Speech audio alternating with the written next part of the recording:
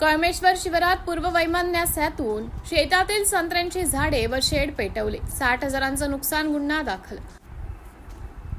Kalmeshwar police ठाण्याच्या हद्दीतील राऊळगाव शिवारात पूर्व वैमनस्यातून एका शेतकऱ्यांच्या शेतातील संत्र्यांची झाडे, वेळू आणि लोखंडी व टीनचे शेड पेटवून अंदाजे 60,000 रुपयांचं नुकसान केल्याची घटना समोर आली आहे. या प्रकरणी कळमेश्वर पोलिसांनी आरोपी विरुद्ध विविध कलमान्वये गुन्हा दाखल केला आहे. पोलीस सूत्रांनी दिलेल्या माहितीनुसार रामकृष्ण हरिभाऊ ताजने वय 60 वर्ष, राहणार कोहळीवाड क्रमांक 4 कळमेश्वर यांची राऊळगाव शिवारात 4.5 एकर शेती असून ते स्वतः तिथे देखरेख करतात.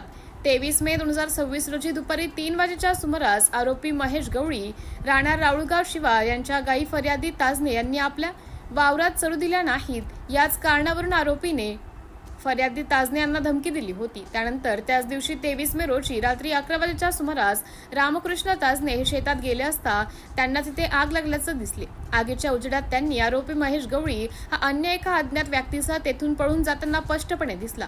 या आगीत ताजने यांच्या शेतातील लोखंडी आणि टीनची खुली शेड, संत्र्यांची 6 झाडे आणि वेळू जळून खाक झाली. यामुळे शेतातील सुमारे 60,000 रुपयांचे आर्थिक नुकसान झालं आहे.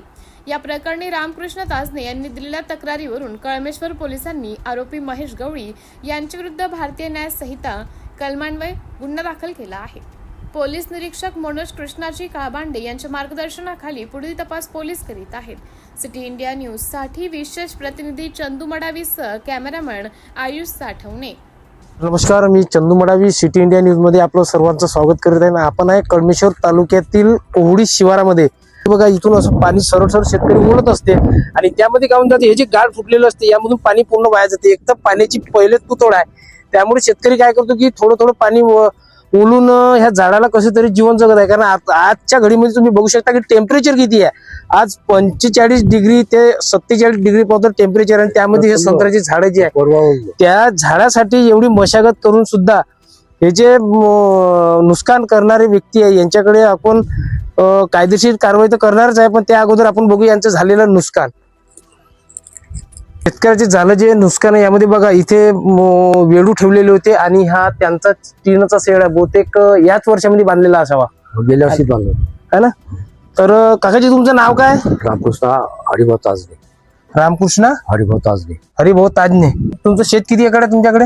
4.5 एकर हे आहे, 3 एकर आहे. 4.5 एकर हे शेती आहे आणि हा जो बगीचा आहे हा तुमचा 3 एकराचा आहे. तर यामध्ये जे ढोरं चारणारे आहे, म्हणजे गुरं ढोरं जे ते लाल गाईवाले म्हणतात त्याला, आहे ना. त्यांनी किती वाजता ढोर चारले होते? 12 वाजता आले होते का? तुम्ही त्यांना सांगितलं होतं का ढोर चारायला? हो, नाही, त्यांना नाही सांगितलं, तरी पण ते जबरदस्तीनं चारते. त्यामध्ये बघा, तुमचं नुकसान किती, इथं वेळू किती होते? पूर्ण 1500 होते.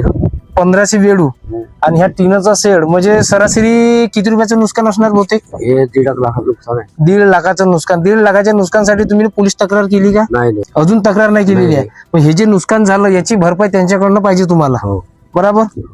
आणि काही चालणारे आहेत त्यांचं आजूबाजूला कुठेतरी मकान असेल ना, काही इच्छे रहिवासी आहे का ते? नाही, रहिवासी नाही, इकडं झोपडी बांधते आहे तिकडे. अच्छा, त्या बाजूला का ते टीनाचं जे शेड आहे? इकडं ह्या कोणत्याकडे आहे, ते शेड आहे त्याच्या पुढंच आहे. झूम मारा मला थोडं.